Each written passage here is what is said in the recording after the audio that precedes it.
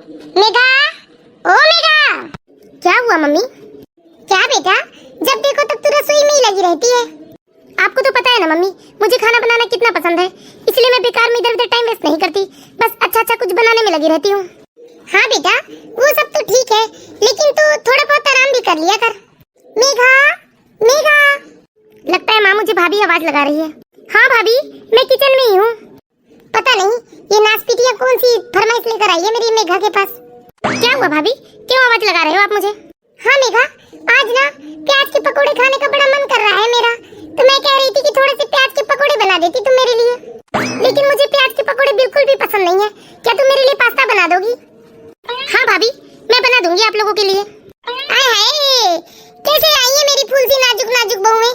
कोई तकलीफ तो नहीं हुई तुम्हें किचन तक आने में? नहीं मम्मी जी, वैसे तो कोई तकलीफ नहीं हुई, वो तो मैं आना भी नहीं चाहती थी किचन तक, पर ये मेघा है ना, इसको मेरी आवाज आ ही नहीं रही थी, इसलिए मुझे ये दीदी के साथ किचन तक आना पड़ा है। अरे चुप कर छोटी, तू तेरी जबान तो कैंची से भी ज्यादा तेज चलती है, तुझे शर्म नहीं आती? मैं क्या बोलना चाह रही हूँ और तू क्या बोल रही है? अरे कभी तो अपने खाने के लिए खुद कुछ बना लिया करो। अरे कभी कभी तो थोड़ा बहुत अपना हाथ पैर चला लिया करो और अपने खाने के लिए खुद कुछ बना लिया करो। मुझे तो लगता है जिस दिन मेघा की शादी हो जाएगी ना, तुम दोनों भूख से ही मर जाओगी, भूख हड़ताल लग जाएगी हमारे घर। हे भगवान, कैसी भूखमरी बहुएं मेरे मत्थे मड़ी है आपने। क्या मम्मी जी, आपको क्या लगता है एक ही तो ननद है हमारी, क्या हम अपनी प्यारी सी लाडली ननद की मदद नहीं करना चाहते? हाँ मम्मी जी, आपको ऐसे ही लगता होगा ना कि हम मदद नहीं करना चाहते मेघा की, लेकिन हम रोज किचन में आते हैं मम्मी जी, मेघा की कुछ मदद कर दे, लेकिन आपको तो मालूम ही है ना कि हमें तो किचन का कोई काम आता ही नहीं। और दूसरी बात मम्मी जी, आपको वैसे भी इतना आश्चर्य नहीं होना चाहिए ये सब सुनकर, आपको तो शादी से पहले ही पता था ना कि हम लोगों को रसोई का कोई काम नहीं आता। हाँ मम्मी जी, दीदी बिल्कुल सही कह रही है, शादी से पहले आपको तो इस बात से कोई एतराज नहीं था, फिर आप आजकल हमें इतने ताने क्यों मारती हो? हाँ माँ जी, छोटी कुछ गलत नहीं कह रही है, ताने तो आप बहुत देती हो आजकल हमें। हे भगवान, जैसी इनकी जबान दी है आपने, थोड़ा हाथ पैर चलाना भी सिखा कर भेजा होता इस धरती में। दोनों के दोनों धरती के बोझ पैदा हुई हैं। अरे बस कीजिए मम्मी जी, बेकार में आप हमें उल्टा सीधा सुनाए जा रहे हैं।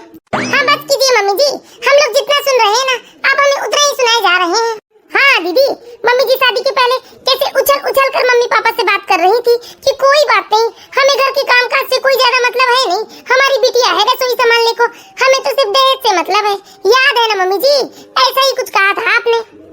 हाँ छोटी, तू बिल्कुल ठीक कह रही है, ऐसा ही कहा था मम्मी जी आपने, याद है ना आपको कि हमें सिर्फ दहेज दे दीजिए मनमाना, घर के काम तो हमारी बिटिया संभाल लेती है, और उससे ना समझे तो एक काम वाली लगवा लेंगे। कहाँ गई मम्मी जी काम वाली, बताइए बताइए। प्लीज बस कीजिए भाभी आप लोग। और मम्मी आप क्यों बेकार में भाभी लोग को कुछ भी सुनाए जा रहे हो? भाभी भी तो सच कह रही हैं, मैंने भी सुना था, आपने ऐसा ही कुछ कहा था भाभी की मम्मी पापा से। अरे चुप कर मेघा तू, तुझे तो इन लोगों ने नौकरानी बना के छोड़ा है। मैंने सोचा कि लड़की बच्ची है, सीख जाएंगी धीरे धीरे, मुझे क्या पता था ये तो पूरी तरह से धरती का बोझ है। अरे जानवरों को भी साल भर कुछ सिखाया जाता है ना, तो वो भी सीख जाते हैं। अरे तुम तो इंसान हो, अरे सीख लो कुछ मेरी बिटिया से, वरना ऐसा ना हो कि बेचारी की शादी होते ही भूख से ना मर जाओ तुम। कोई ना मम्मी जी, जब तक मेघा है हम क्यों कुछ सीखे, जब होगी शादी तब देखा जाएगा। हाँ ना मम्मी, जाने दीजिए ना, मैं दे रही हूँ ना सबको बनाकर, आप इतना टेंशन क्यों लेते हो? बेकार में घर में कलेश हो रहा है मम्मी, प्लीज आप शांति से बैठ जाइए, और भाभी आप लोग भी जाइए, मैं भी सबकी डिमांड पे सब चीज बना देती हूँ। सच में मेघा कितनी प्यारी हो तुम, ठीक है जल्दी से बना ले आओ, हम हॉल में ही बैठे हैं। हाँ मेघा, सच में तुम बहुत प्यारी हो। ठीक है भाभी, बैठिए आप लोग, मैं अभी बना देती हूँ। अरे मुझसे बहुत बड़ी गलती हो गई, जो दहेज के लालच में आकर मैंने इन्हें अपने घर की बहू बनाया है। अरे जाने दीजिए ना मम्मी, आप क्यों बेकार में टेंशन ले रहे हो? हाँ बेटा, ये मेरी ही गलती की सजा है जो तुम्हें भुगतनी पड़ रही है। मेरी ही डिमांड थी कि जहाँ ढेर सारा दहेज मिलेगा वहाँ से मैं अपने घर की बहू लाऊंगी, भले मेरी घर की बहुओं को काम करते ना आए, पर वो खूब सारा दहेज लेकर आए, और यही कारण तो है जो तेरी दोनों भाभियाँ किचन में कदम नहीं रखना चाहती, और तुझे उनके लिए खाना बनाना पड़ रहा है, तुझे अकेले ही किचन का सारा काम करना पड़ रहा है। बेचारी तेरी हालत मुझसे देखी नहीं जाती मेघा, सब मेरी गलती की सजा है। कैसी निर्दयी भाभियाँ हैं तेरी, बेचारी अकेली ननद पूरा दिन रसोई में काम करती रहे, लेकिन मजाल है कि ये लोग अपना कदम भी रख दे रसोई में कि थोड़ा बहुत ननद की मदद करा दे। क्या मम्मी, जाने दीजिए ना, आप बेकार में ही कितना टेंशन ले रहे हो। आपको तो पता है ना, मुझे बचपन से ही घर के काम का कितना शौक है, और खाना बनाना बनाना तो मुझे सबसे ज्यादा पसंद है। खाना बनाना, सबको अच्छा अच्छा खिलाना, यही तो मेरी पसंद है मम्मी। आप क्यों बेकार में टेंशन ले रहे हो? आप बिल्कुल शांत हो जाइए मम्मी, बेकार में ही टेंशन लेते हो आप। हाँ बेटा, मैं तो शांत हो जाऊंगी, लेकिन ऐसे कब तक तू इन लोगों की सेवा करेगी? कब तक इन्हें बनाकर खिलाएगी? एक ना एक दिन तुझे भी तो अपने ससुराल जाना है, और तेरा ससुराल ही तेरा असली घर होगा बेटा। तब तेरी भाभियों का क्या होगा? कौन बना बना कर इन्हें खाना खिलाएगा? अरे जाने दीजिए ना मम्मी, सीख जाएंगी भाभी भी। मैं हूँ ना, इसलिए भाभी नहीं सीखती।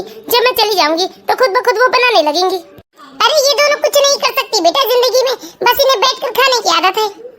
लीजिए मम्मी, आराम से बैठकर पानी पी लीजिए आप, और ये बेकार में टेंशन लेना छोड़ दीजिए। अभी आपकी बिटिया है ना, वो सब संभाल लेगी। और मैं आपको बता देती हूँ, आप ऐसे टेंशन मत लिया करो, आपकी बीपी हाई हो जाती है। ठीक है बेटा। क्या हुआ मम्मी, ऐसे उदास क्यों बैठे हो आप? अब क्या बताऊं बेटा, मुझे तो बस तेरी शादी की चिंता लगी है। क्या मम्मी, फिर आप वही बस शादी वाली बात लेकर बैठ जाते हो। अब क्या करे बेटा, ये तो दुनिया का दस्तूर है। लड़की को एक समय के बाद अपने ससुराल जाना ही होता है। और सच कहूँ बेटा, मुझे तेरी शादी से ज्यादा चिंता इस घर की रसोई की हो रही है। तेरे जाने के बाद कौन संभालेगा रसोई? मेरी तो उम्र हो चली है, मैं कब तक रसोई संभाल पाऊंगी? आप बेकार में इतनी चिंता क्यों करती हो मम्मी? अभी तो मैं हूँ ना, आपका जो भी खाने पीने का मन करे आप मुझे ऑर्डर दीजिए। लेकिन कब तक बेटा, तेरी भी अब शादी की उम्र हो चली है। तेरे पापा तेरे लिए किसी अच्छे रिश्ते की तलाश में लगे हुए हैं, और एक ना एक दिन तो तू चली जाएगी बेटा, और मैं तो बूढ़ी हो गई हूँ। अब मेरी बस की बात कहाँ है इस घर को और रसोई को संभालने की? और सच कहूँ बेटा, अब मेरी बस की बात नहीं है वो दोनों नालायकों को बिठाकर खाना बनाकर खिलाना। अरे धिक्कार है मेरे जीवन पर, यदि दो दो जवान बहुओं को मैं बूढ़ी खाना बनाकर खिलाऊं। दीदी सुना आपने, मम्मी जी ननद जी के लिए तो कहीं रिश्ता ढूंढ रही है। अगर ननद जी की शादी हो गई दीदी, तो हमारा क्या होगा? कौन संभालेगा रसोई? हाँ छोटी, सब सुन तो रही हूँ मैं भी। हाँ दीदी, कुछ ना कुछ तो सोचिए, वरना ननद जी चली गई ना शादी करके इस घर से, तो ना चाहते हुए भी रसोई, चूल्हा चौका, बर्तन पोछा, झाड़ू, न जाने क्या क्या हमें संभालना होगा। अरे हाँ छोटी, तू सच्ची कह रही है, मुझे तो सोचकर ही डर लग रहा है। अरे मेरी बस की बात नहीं है इतने बड़े घर को संभालना, सबके लिए खाना बनाना। ओ माय गॉड, कुछ ना कुछ तो करना ही होगा छोटी। हाँ दीदी, और मुझे तो चूल्हे चौकी वाला काम बिल्कुल पसंद नहीं है। सच कहूँ दीदी, मैं तो सीखना ही नहीं चाहती। ये बेवकूफ मेघा पता नहीं कैसे इतने शौक से सबके लिए खाना पीना बना लेती है, और कितने मजे से सबको खिलाती है। हाँ हाँ छोटी, मेरा भी कुछ ऐसा ही हाल है, लेकिन कुछ तो करना होगा। दीदी मेरे पास एक आइडिया है, अगर ये मेघा यहाँ से शादी करके कहीं जाए ही नहीं तो कैसा रहेगा? तब तो हमें रसोई संभालने की जरूरत नहीं पड़ेगी। खैर जो भी हो बेटा, तुम्हें यहाँ की चिंता करने की कोई जरूरत नहीं है। अब खुशी खुशी हम तुम्हारी शादी करना चाहते हैं, उसके बाद जैसे हम तो गंगा स्नान ही कर लेंगे। हमें तो बस तुम्हारी चिंता लगी रहती है बेटा। अगर हमें कुछ हो गया तुम्हारी शादी से पहले, तो ये तुम्हारी दोनों भाभियाँ तुम्हें नौकरानी बनाकर छोड़ेगी। वैसे भी अभी भी उन्होंने कोई कसर नहीं छोड़ा है तुम्हें नौकरानी बनाने में। अरे जाने दीजिए ना माँ, आप ऐसा मत सोचिए, मैं तो अपने शौक से करती हूँ सारे काम। लेकिन कैसे छोटी, कुछ तो तरकीब लगानी होगी हमें। छोटी भाग, मुझे ऐसा लगा मम्मी जैसे भाभियाँ बस यहीं कहीं पीछे खड़ी हैं। अरे वो यहाँ क्या करेंगी, खा पी कर डली होंगी अपने कमरे में। ठीक है जाओ बेटा, तुम भी आराम कर लो।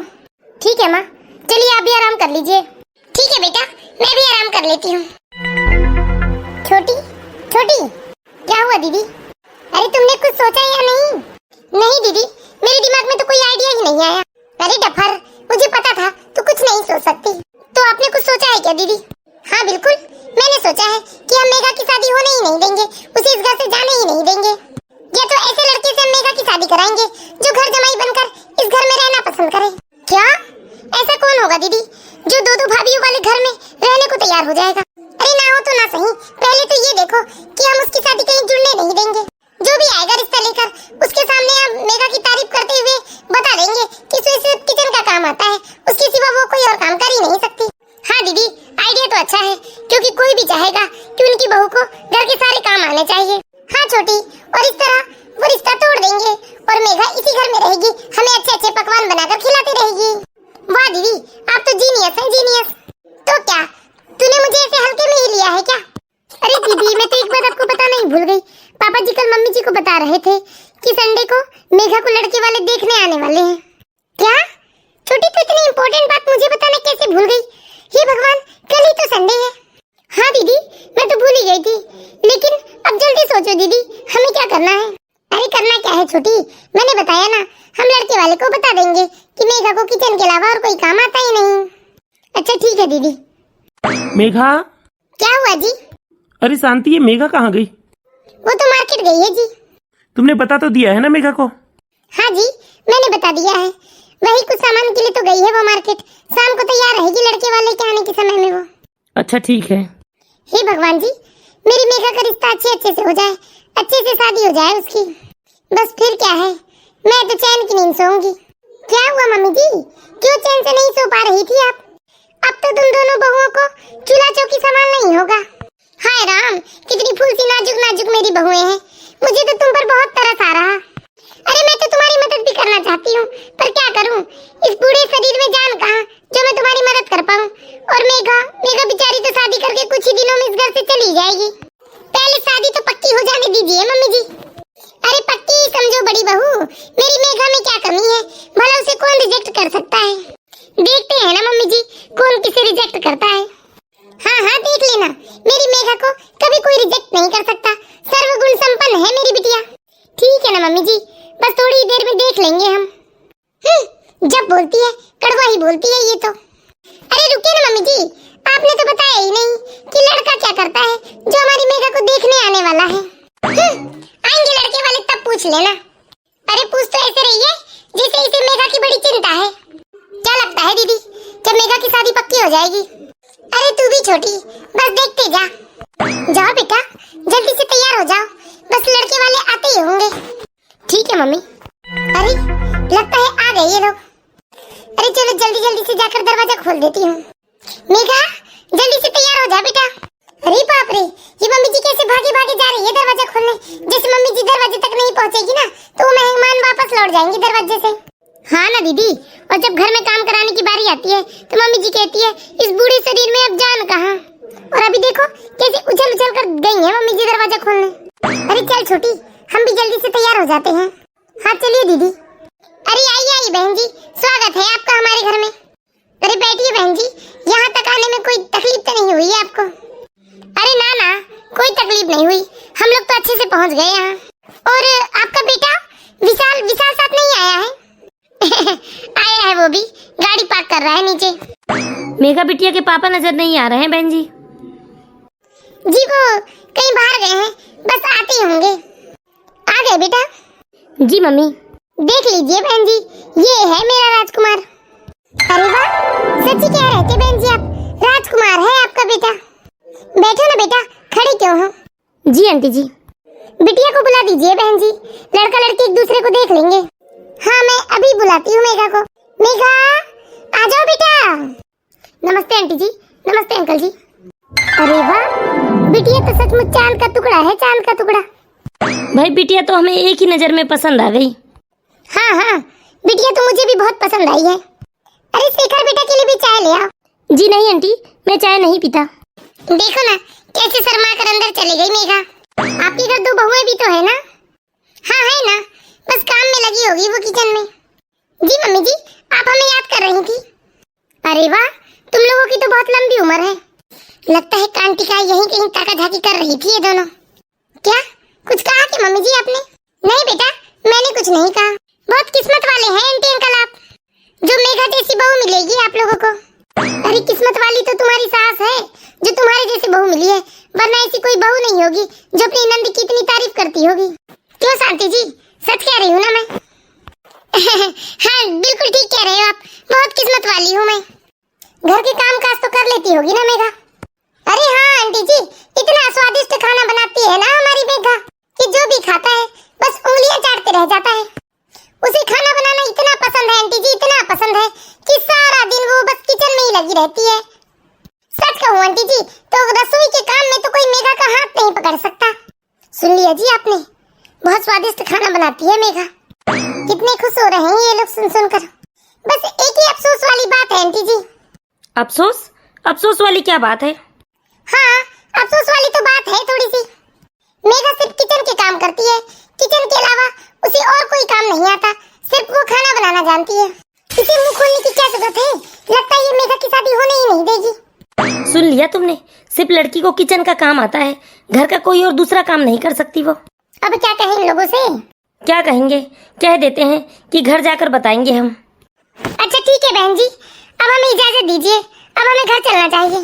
ये क्या बात हुई? अभी अभी तो आए हो आप लोग, कुछ खाए ना कुछ पिए, ऐसे कैसे चले जाएंगे आप? अरे हमने चाय पानी तो ले लिया, अब हमें चलना चाहिए। लेकिन आप लोगों ने बताया नहीं, आप लोगों को ये रिश्ता। हम कल मेघा के पापा से मिलने के बाद शाम को फोन पर बताते हैं। जी अच्छा ठीक है, नमस्ते। हाँ नमस्ते बहन जी। अरे मिल गई तुम्हारे कलेजे को ठंडक, तुम्हें क्या जरूरत थी वहाँ मुंह खोलने की? हाँ मम्मी जी, मुझे तो नहीं लगता अब इस घर में हमारी मेघा का रिश्ता तय हो पाएगा। लगता है मम्मी जी किस्मत हमारे साथ है, अब तो हमारे मजे ही मजे हैं। लगता है सारी उम्र आराम से बैठकर हम मेघा के हाथ का पकवान खाएंगे। ऐसी भाभियां तो भगवान किसी दुश्मन को भी ना दे। अरे सुनिए तो मम्मी जी, लेकिन ऐसी नंद हमें भगवान हर जन्म में दे। आज तो फोन आने वाला है ना छोटी, लड़के वालों के घर से। हाँ दीदी, मैं भी बस कॉल का ही इंतजार कर रही हूँ। दीदी मम्मी जी आ रही है, पूछ लीजिए उनसे। मम्मी जी फोन आया क्या लड़के वालों के घर से? अरे तुम लोगों को क्या करना? क्या मम्मी जी, वैसे तो हमें पता है कि लड़के वाले क्या कहेंगे, लेकिन अब अपने कानों से ना सुनना चाहते हैं। हे भगवान, ऐसी बहू तो किसी दुश्मन को भी ना दे भगवान। अब काम की बात बताइए मम्मी जी, फोन आया था क्या लड़के वालों के घर से? नहीं, नहीं आया है। वैसे हम ही बता देते हैं मम्मी जी आपको, आप क्यों बेकार में इंतजार कर रहे हो? लड़के वाले तो ना ही बोलेंगे, भला ऐसा कौन होगा जिसे सिर्फ एक ही काम करने वाली बहू चाहिए हो, वो भी बिना दहेज के। मुंह बंद करो तुम अपना। अरे गुस्सा छोड़िए मम्मी जी, देखिए देखिए फोन बज रहा है आपका। हेलो, हाँ बहन जी, मैं शेखर की मम्मी बात कर रही हूँ। छोटी लड़के वालों के घर से फोन है, देखना कैसे मम्मी जी अभी मुंह लटका कर बताएगी कि लड़के वालों ने तो मना कर दिया। बेचारी मम्मी जी। जी बहन जी, मैं आपके फोन का इंतजार कर रही थी। हाँ मैं आपको ये बताना चाह रही थी कि हमें मेघा बहुत पसंद आई है और हमारे बेटे को भी। और वैसे भी बहन जी, हमारे घर तो बाकी काम करने के लिए काम वाली लगी है, हमें तो बस एक बहू चाहिए जो सिर्फ रसोई संभाल सके। क्या सच में? मैं रिश्ता पक्का समझूं? हाँ बहन जी, हमारी तरफ से तो पक्का ही समझिए। हम कल आएंगे बहन जी आप लोगों के घर मिठाइयाँ लेकर। जी ठीक है बहन जी। सुन लिया ना तुम लोगों ने, मेघा का रिश्ता पक्का हो गया है, अब बहुत जल्दी उसकी शादी हो जाएगी। अरे बहुत कोशिश की ना तुम लोगों ने कि मेघा की शादी ना हो, लेकिन याद रखना जब भी हम किसी दूसरे के लिए गड्ढा खोदते हैं तो उस गड्ढे में पहले हमें ही गिरना होता है।